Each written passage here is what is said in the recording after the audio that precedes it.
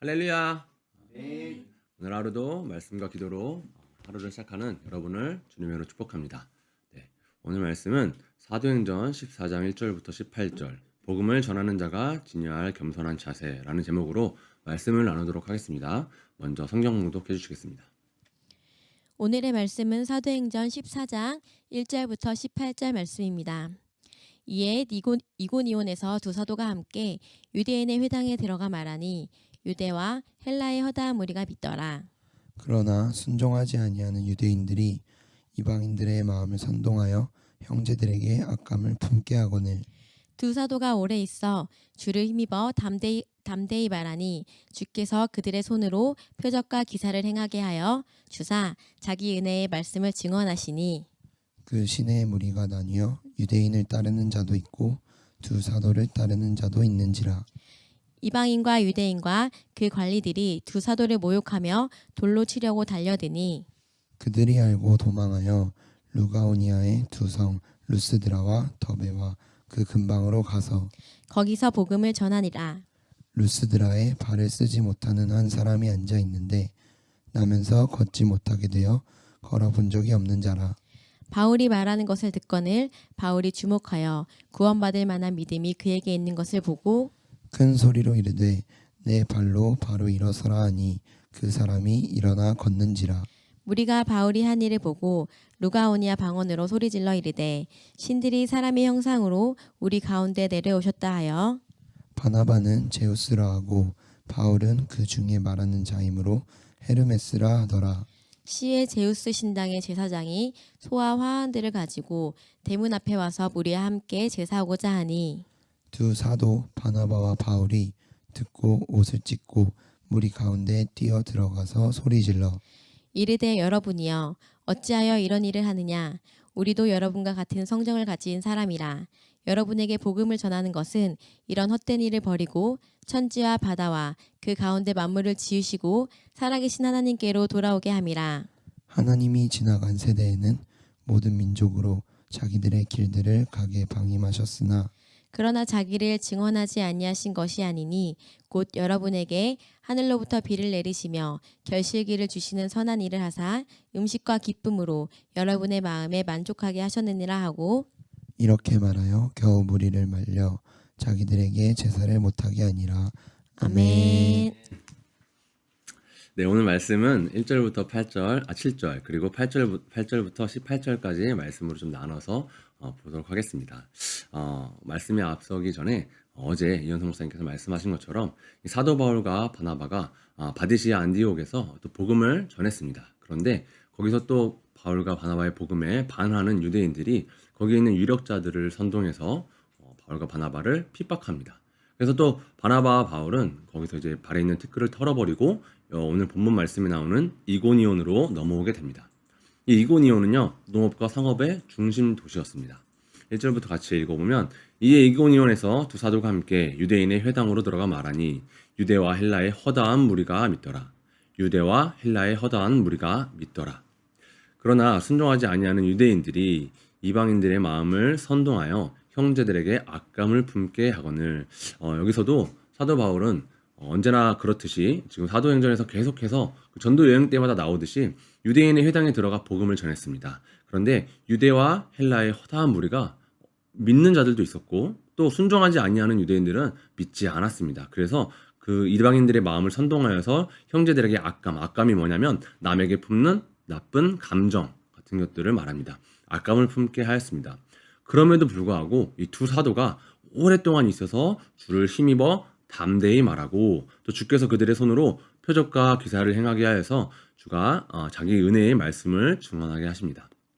4절에 그 시대의 무리가 나뉘어 유대인을 따르는 자도 있고 유대인을 따르는 자도 있고 또 두 사도를 따르는 자도 있더라. 두 사도를 따르는 자도 있더라. 이방인과 유대인과 그 관리들이 두 사도를 모욕하며 돌로 치려고 달려드니 그들이 알고 도망하여 루가오니아의 두 성 루스드라와 더베와 그 근방으로 가서 거기서 복음을 전하니라. 오늘 본문 말씀 보면요, 복음이 전파되는데 두 가지 반응을 저희가 볼 수가 있습니다. 먼저 유대와 헬라의 허다한 무리가 믿었다라는 것이죠. 1절 말씀이 나오죠. 유대와 헬라의 허다한 무리가 믿었다. 그리고 또 2절에 순종하지 아니하는 유대인들이 이방인의 마음을 선동하여서 악감을 품게 하였습니다. 유대인들은 두 분류로 나뉘는데요. 지금 뭐 오는 본문 말씀뿐만 아니라 계속해서 사도행전에서 나오는 유대인들이 두 분류로 나눌 수 있습니다. 어떤 분류냐면 말씀을 듣고 믿기로 작정한 자들과 말씀을 듣고서 그거를 불순종하는 자들입니다. 근데 또 마찬가지로 이방인들도 두 가지 분류로 나눌 수 있는데요. 말씀을 듣고서 믿기로 작정한 자들과 또 말씀을 듣고서 이 반하는 유대인들과 함께 두 사도를 핍박하는 자들로 나뉘어집니다. 왜 그럴까요? 왜냐하면 이 복음은 사람을 연합하게도 하지만 또 한편으로는 나뉘게도 하는 특성을 가지고 있습니다. 연합한다라는 것은 교회 안에서 우리 성도들이 또 우리 형제들이 형제 자매들끼리 또 하나님 말씀을 듣는 자들끼리 하나 되게 하고 또 연합되게 하는 능력도 갖고 있지만 이 복음이 있지 않은 세상에서는 말씀을 듣는 자, 말씀을 받아들이기로 작정한 자와 말씀을 받지 않기로 작정한 자들을 나뉘게 한다라는 것이죠. 애초에 세상은 교회와 하나가 될 수 없습니다. 세상은 교회를 싫어할 수밖에 없게 되어 있습니다. 세상은 교회를 핍박할 수밖에 없게 되어 있습니다. 그러나 교회는 조금 다르죠. 교회는 세상을 향해서 하나님의 은혜와 또 예수 그리스도의 사랑을 통하게 하는 또 전하게 하는 그런 역할을 가지고 있기 때문에 그렇기 때문에 세상은 교회를 계속해서 핍박할 수밖에 없고 또 중상모략을 통해서 어렵게 하고 힘들게 하고 지치게 하게 하는 것이 세상의 역할입니다. 그래서 세상에서 우리가 핍박받는 것, 복음을 전할 때 핍박받는 것을 우리는 당연하게 여겨야 됩니다. 내가 이렇게 복음을 전할 때, 친구들한테 복음을 전할 때 어려움이 따를 수 있습니다. 내가 이렇게 하나님을 전했는데 왜 어려움이 따를까? 바로 정확하게 복음을 전하고 있다는 반증일 것입니다. 우리가 이런 모든 상황 속에서도 우리는 끝까지 복음을 전해야 될 것입니다. 다시 본문으로 넘어와서 이 두 사도들은 이제 돌에 맞을 것을 또 미리 알고 이고니온에서 이제 루스드라로 옮겨갑니다. 이 루스드라는요, 그 이고니온과 좀 다르게 문맹률이 좀 높았습니다. 그리고 배우지 못해서 종교성에 굉장히 치우쳐져 있었던 곳이었습니다. 그래서 이 루스드라에서 발을 쓰지 못하는 한 사람이 앉아 있는데 나면서 걷지 못하게 되어 처음 태어날 때부터 아예 걷지를 못하는 자였습니다. 걸어본 적이 없는 그런 자였는데 바울이 말하는 것을 듣거늘 걷지 못하는 자가 바울이 전하는 그 복음을 계속해서 집중해서 듣고 있었던 거죠. 이것을 바울이 주목합니다. 그리고 주목하여서 구원받을 만한 믿음이 그에게 있는 것을 보고 굉장히 되게 재밌는 지금 중요한 이 말씀인데 바울이 주목하여 보니까 이 걷지 못하는 자가 구원을 받을 만한 믿음이 그에게 있는 것을 보았다라는 것입니다.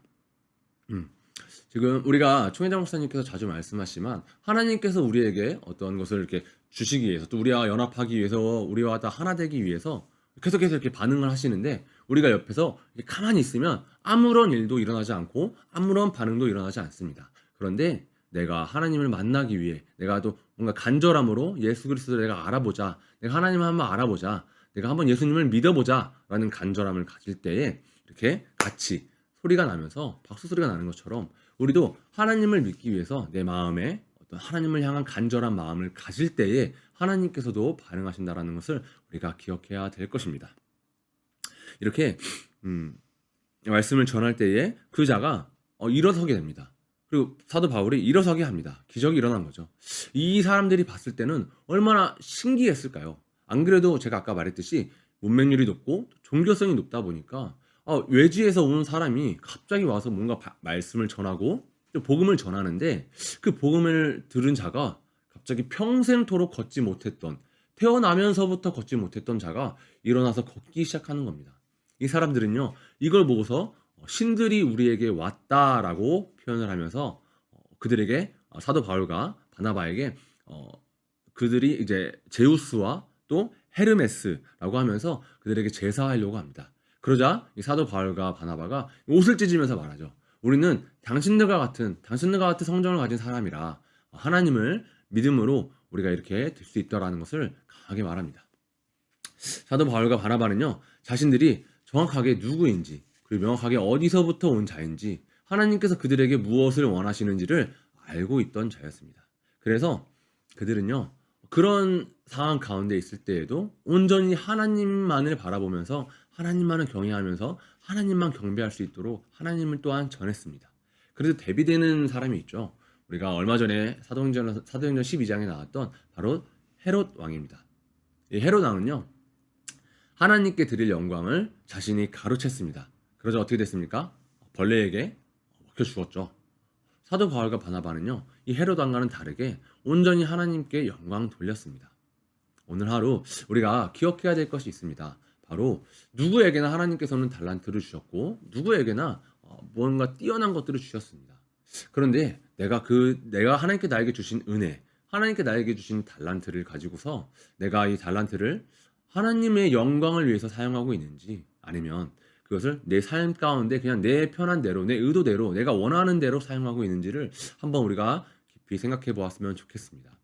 순간순간 나오는 나의 뛰어난 기지로 인해서 잘 넘어갈 때에도 이것이 하나님께서 주신 은혜구나, 하나님께서 나에게 허락하신 것이구나 라는 것을 기억하는 사람과 내가 능력이 뛰어나지, 맞아, 내가 잘할 수 있는 사람이지 라고 생각하는 것은 아주 천지 차이일 것입니다. 또한 우리에게 주어진 것을 사도 바울처럼 우리가 하나님께 영광을 위해서 사용하고 있는지 우리가 한번 살펴봤으면 좋겠습니다. 모든 상황 가운데서 항상 감사를 말하는 자가 있습니다. 항상 우리가 최은영 목사님께 배운 것처럼 정말 우리가 항상 하나님께 모든 것들을 올려드리는 그런 감사를 말하는 자가 있습니다.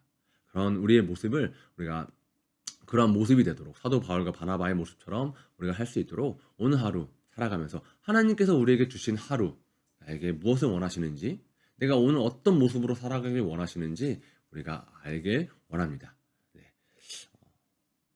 구호 외치고 오늘 말씀을 마무리하도록 하겠습니다. 고 준비! 런앤플레이! 고 시작! 모든 일에 전심전력하는 하루가 되자! 오늘 하루 승리하세요. 반갑습니다.